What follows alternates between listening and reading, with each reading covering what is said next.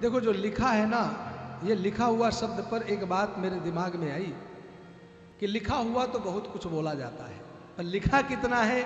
इसीलिए मैंने प्रारंभ में आप लोगों को बोला था कि कभी कभी शिव पुराण हिंदी में भी है, उसे पढ़ लिया करो। आजकल लिखा हुआ कह करके इतने इतने लोग जाने क्या क्या आप लोगों को सुना के चले जाते हैं कि कुछ पता ही नहीं रहता। हम शिव पुराण पढ़ करके पूरी आद्योपांत पढ़ लिए, लेकिन लिखा है सुन सुन करके वो लिखी हुई बातें ही नहीं मिली जो आज हमें दुनिया भर में सोशल मीडिया में कथावाचकों के द्वारा सुनाई पड़ी। ऐसा नहीं है कि मैं उनकी बातों का विरोध करता हूँ, पर व्यास आसन पर बैठ करके कम से कम उनको झूठ नहीं बोलना चाहिए, चाहे वो कोई भी। एक शब्द भी बाहर से ला करके बोलो तो कम से कम बता दो कि वह कहाँ का है, यह बता दो कि ये मेरे मन का भाव है, ये मेरे मन का विषय है, आप ऐसा करिए तो ऐसा हो जाएगा। परंतु कहीं का कोई भाव, कहीं का कोई प्रमाण और उसको शिव पुराण में लिखा है, शिव पुराण कहता है, शिव पुराण कहती है बोल करके शिव पुराण को ही बदनाम करते चले जा रहे हैं। इससे भी पुराणों के प्रति लोगों की आस्था कम हुई है। क्या पुराण केवल टोटके का नाम है? क्या पुराण केवल कहावतों का नाम है? क्या पुराण किसी जादू टोने का नाम है? इस पर जहां पर सर्वाधिक मात्राओं में लोग वो टोटके करने में लग गए, वहीं पर बहुत से आस्थावान लोगों का आस्था भी बिगड़ी है कि अगर शिव पुराण में यही सब लिखा है तो हमें नहीं पढ़ना है, वो चाहे कोई भी बात हो। और बातों के लिए भी मैं बता देता हूं, जैसे बिल्व पत्र में शहद लगाकर और शिवलिंग में चिपका दो, कहीं नहीं लिखा है। पूरी शिव पुराण पढ़कर देख लो, हमें तो नहीं लोड़े मिला। जैसे एक बेल के फल को लाओ, उसका गूदा निकाल कर उसमें इतनी रोली भर दो, इतना घी भर दो और उसे कंडे का दीपक जलाकर उसमें रख करके ऐसा कर दो तो वैसा हो जाएगा, कहीं नहीं लिखा। बहुत सारी बातें हैं, मैं कितनी बातें गिनाऊं। कहीं दूर दूर तक शिव पुराण से उनका कोई संबंध नहीं है, और जितना संबंध है वह मैंने विद्येश्वर संहिता में प्रथम दिन आपको बताया था कि विद्येश्वर संहिता में सारी चीजें हैं कि भगवान भोलेनाथ के ऊपर आप क्या क्या अर्पित कर सकते हो। तो केतकी केवड़े के पुष्प के अलावा आप संसार की हर एक सामग्री भगवान पर अर्पित कर सकते हो, लेकिन क्या नहीं लिखा है वह चीज मैंने अभी आपको बताई कि जब कभी कोई ऐसा बोले तो उनसे प्रश्न करो। टेलीफोन नहीं कर सकते हो तो लिख दो, यह कहाँ लिखा है, किस संहिता में, किस अध्याय के किस श्लोक नंबर में यह लिखा है, यह प्रमाण अवश्य दीजिए। क्योंकि सब प्रमाण शास्त्रोक्त वचन को मान करके जब कोई कार्य किया जाता है तो उससे इष्ट सिद्धियां मिलती हैं, और जब मन गढ़ंत कोई भी कार्य कर दिया जाता है, किसी के अनुसार कर दिया जाता है, उससे कोई सिद्धि नहीं मिलती है। वह आपका परिश्रम भी व्यर्थ होता है, सामग्री भी व्यर्थ जाती है, और कहीं ना कहीं उससे कोई दोष भी बन जाता है। कहीं ना कहीं व्यक्ति आत्मविश्वास से भर जाता है। हमारे धर्म शास्त्रों का जो उद्देश्य है वह किसी को नपुंसक अपुरुषार्थी बनाने का नहीं है, यह ध्यान रखना। हमारे धर्म शास्त्रों का जो उद्देश्य है वह व्यक्ति को पुरुषार्थी बनाना है, वह व्यक्ति को किंग कर्तव्य विमूढ़ बनाना नहीं है, एक व्यक्ति को कर्तव्य परायण बनाना है।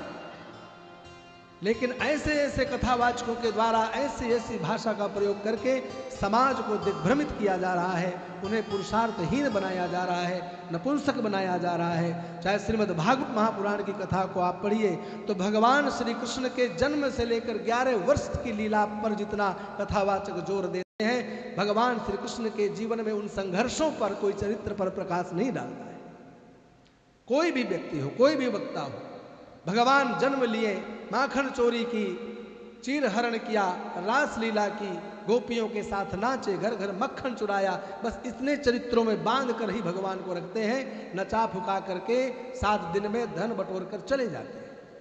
लेकिन उन भगवान कृष्ण के द्वारा समाज को एक उपदेश देने वाले वह चरित्र, जिनमें समाज में एक वीरता पैदा हो, एक व्यक्ति आज अपने धर्म को पहचाने, विधर्मियों का डटकर सामना करे, ऐसा चरित्र करने वाला वर्तमान में कोई दिखाई नहीं दे रहा है। सिर्फ जानते हैं कि एक जजमान को कैसे खुश किया जाना चाहिए, बस वही चरित्र प्रेषित करते हैं, परोसते हैं और फिर नचा नचा करके पैसा बटोर कर चले जाते हैं।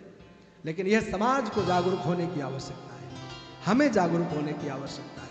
हम प्रश्न करना भूल गए हैं। हमारे समस्त धर्मशास्त्रों के अंदर आप पढ़ कर देखिए, एक के द्वारा प्रश्न करने पर ही समूची कथा निकल करके आती है। वहाँ पर प्रश्न किए गए, भगवान का जीवन कैसा, भगवान की उत्पत्ति कैसी, सृष्टि की उत्पत्ति कैसी। आज हम प्रश्न करना भूल गए, वह निर्द्वंद हो गए कि कोई पूछने वाला तो है नहीं, जो मन में आए सो बोलते चले जाओ, जो मन में आए कहते चले जाओ।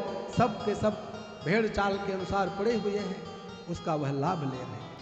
इसलिए मैं किसी व्यक्ति विशेष का विरोध न करता हुआ, सिर्फ आप लोग कथा सुनने आए हैं तो कथा केवल इतने का ही नाम नहीं है कि आपने गणपति पूजन किया, भगवान की कथा सुनी, हवन किया और चले गए। इस हर एक कथा के पश्चात हमें अपनी एक शिक्षा ग्रहण करनी चाहिए। वर्तमान में आपको समझ में नहीं आ रहा है, लेकिन अंदर हमारे धर्म को नष्ट करने के लिए, सनातन को बदनाम करने के लिए, एक एक हिंदू को विखंडित करने का कितना भयंकर प्रयास चल रहा है, इसको आप लोग समझ नहीं पा रहे हैं। और इसमें कहीं ना कहीं वह भी सम्मिलित है जो आज कथा को केवल व्यापार का माध्यम बना लिए हैं, कथा को केवल धन का साधन बना लिए हैं। उन्होंने कथा को कथा के रूप में कहना बंद कर दिया। उन कथाओं में भगवान कृष्ण के मथुरा जाने पर, मथुरा से लेकर द्वारिका पर एक एक दिन एक रात्रि किस प्रकार से संघर्ष से व्यतीत हुई है, क्या वह चरित्र सुनने की इच्छा नहीं होती है? जैसे ही मथुरा में पहुंचे, जरासंध की 23 तक क्षौणी सेना का 18 बार संग्राम करके उनका मृत्यु दंड देना, यह कितना बड़ा पुरुषार्थ है। और एक वह भगवान, जो भगवान कृष्ण और बलराम दोनों ने ही मात्र इतनी सेना का अकेले वध किया। द्वारिका में जाने के पश्चात साल व दंतवक्र, विदुरथ, शिशुपाल, कितने कितने राजाओं का मान मर्दन किया। विवाह चरित्र तो सुन लेते हैं, लेकिन हर एक विवाह के कारण भगवान को कितना संघर्ष करना पड़ा। भगवान को समस्त मथुरा वासियों की प्राण रक्षा के लिए छिप करके रहना पड़ा और अंतिम समय तक भगवान के चरणों में बाण का प्रहार झेलना पड़ा। कौन सा भगवान का दिन है जो सुखपूर्वक व्यतीत हुआ? इस चीज पर भी हमें ध्यान देने की आवश्यकता है।